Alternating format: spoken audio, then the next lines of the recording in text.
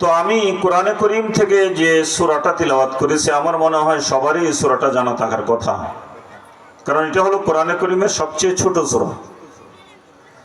যারা আমরা কোরআন পড়ি নাই, অনেক মানুষ আছে কোরআন ভালো করে সবটা পড়ি নাই, আছেন এরকম মানুষ যে সমস্ত কোরআন পড়া হয় নাই, কিছু কিছু সূরা মুখস্থ করে তারপরে এগুলি তিলাওয়াত করেন, এগুলি দিয়ে নামাজ পড়েন। আর এই কিছু কিছুর মধ্যে ছোট ছোট যে সূরাগুলি আছে, সূরা ফিলের পরে আলাম তারার পরে যে সূরাগুলি আছে এগুলি দিয়েই বেশিরভাগ মানুষ নামাজ পড়ে, ঠিক কিনা? আর এইগুলির মধ্যে সূরা ফাতিহা তো সব রাকাতেই পড়তেই হয়। পাশে আমরা খুঁজি যে কোন সূরাটা ছোট, কারণ ছোট সূরাটাতে যদি নামাজটা পড়ি তাহলে সময় বেশি লাগবে না কম লাগবো? কম লাগবো। আর এটা চাই যে নামাজটার মধ্যে সময়টা কম লাগুক, তাড়াতাড়ি কোনো মতে নামাজটা শেষ করে আমি যে কাজে ছিলাম সেই কাজে চলে যাই, এরকম মান মানসিকতাই আমাদের।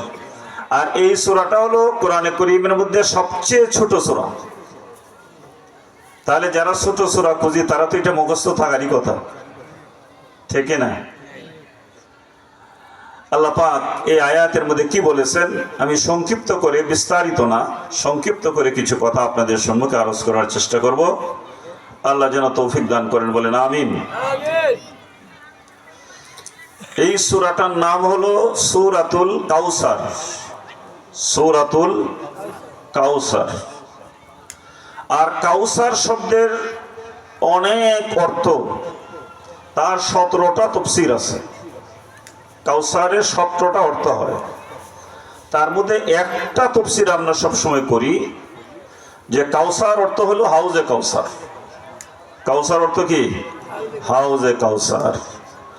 আর হাউজে কাউসার হলো যে রাসূলুল্লাহ সাল্লাল্লাহু আলাইহি ওয়াসাল্লামকে কিয়ামতের দিন আল্লাহ পাক এই হাউসটার মালিক করে দিবেন এবং তার উম্মতকে পানি পান করাবেন। একচ্ছত্রভাবে মালিকানা রাসূলেরই থাকবে, আর কাউকে মালিকানা দেওয়া হবে না। জোরে বলেন সুবহানাল্লাহ। আমি আয়াতের তরজমাটা করি, তারপরে শানে নজুল, কিছু প্রারম্ভিক কথা, তারপরে কিছু সংক্ষিপ্ত ব্যাখ্যা দিয়েই আমি শেষ করব।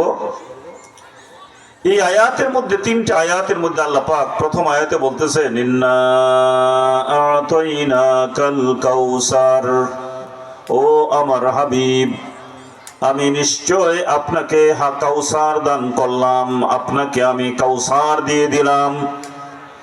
যে কাউসার কাউকে দেই নাই, সেই কিয়ামতের ময়দানের কাউসার আমি আপনাকে দিয়ে দিলাম। বলুন সুবহানাল্লাহ।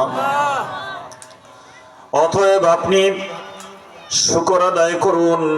ফাসল্লি লিরাব্বিকা ওয়ানহার, ফাসল্লি আপনি নামাজ পড়ুন, ফাসল্লি আপনি নামাজ পড়ুন, লিরাব্বিকা নামাজটা কেন পড়বেন? লিরাব্বিকা আপনার রবকে খুশি করার জন্য আপনি নামাজটা পড়ুন। ওয়ানহার এবং পাশাপাশি আপনি কুরবান করুন, উৎসর্গ করুন। শেষ আয়াতের মধ্যে আল্লাহ বলেন ইন্না শানিআকা হুয়াল আবতার, ও আমার হাবিব আপনার শত্রু যারা, আপনার দুশমন যারা, যারা আপনার দুশমনি করে, যারা আপনার বিরুদ্ধে কুৎসার উঠায়, আপনার বিভিন্ন খারাপ জিনিসগুলি মানুষের সম্মুখে যারা প্রচার করে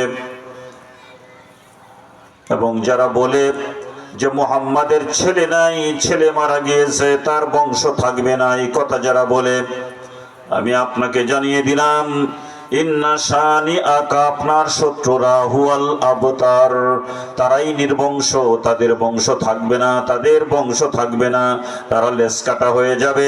আর আপনার বংশ আমি কিয়ামত পর্যন্ত জারি রাখবো। বলুন সুবহানাল্লাহ।